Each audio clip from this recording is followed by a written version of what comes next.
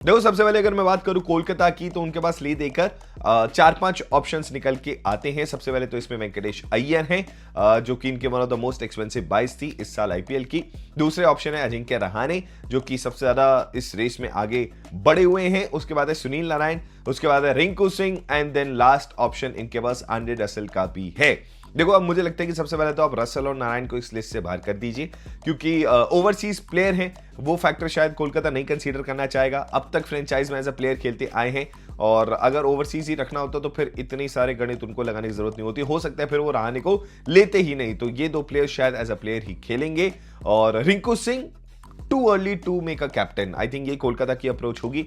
अच्छा खेलते हैं, बढ़िया खेलते हैं, और कई सीजन इन्होंने जो है कोलकाता को अपने दम पे कंसिस्टेंट परफॉर्मेंस से आगे भी बढ़ाया है। वो 5 छक्के कोई नहीं भूल सकता, बट 5 छक्कों से किसी 5 छक्के ने कोलकाता को कैप्टन नहीं बनाया है। तो ये वाला factor I think Rinku Singh के फेवर में नहीं जाएगा, तो आई थिंक वो भी इस लिस्ट से बाहर हो जाते हैं। तो ले देकर अब बचते हैं दो, एक होते हैं वेंकटेश अय्यर, दूसरे होते हैं अजिंक्य रहाणे। अय्यर बन सकते हैं, पूरा पूरा उनका भी चांस है, देखा जाए as a player, as a skill, as a calibre.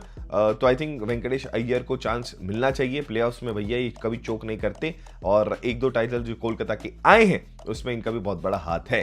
So he can be a good option. पर अगर देखो, कैप्टनसी के लिए सिर्फ एबिलिटी टू रन्स बनाने की या फिर एबिलिटी टू स्कोर रन्स नहीं होता। एक फैक्टर एक्सपीरियंस, एक फैक्टर मैच्योरिटी, एक factor of understanding the game भी होना चाहिए। मैं नहीं कह रहा कि वेंकटेश अय्यर में नहीं है, बट आई थिंक उनसे थोड़ा ज्यादा, थोड़ा बेटर अजिंक्य रहाणे में है। सो आई थिंक अजिंक्य रहाणे, जो कि पहले ऑक्शन वाले लिस्ट में उनका नाम ही नहीं आया था, दूसरे में उनको रिटेन किया गया, कोलकाता ने उनको खरीदा, और देखो भैया कहां जा लग रहा था कि इनका इस बार आईपीएल सीजन ही नहीं होगा। हो सकता है कि एज अ कैप्टन ये कोलकाता टीम को रिप्रेजेंट करें। तो भैया अपना समय वक्त दिखाता है, जब जिसका सिक्का चलना होता है तब चल ही जाता है।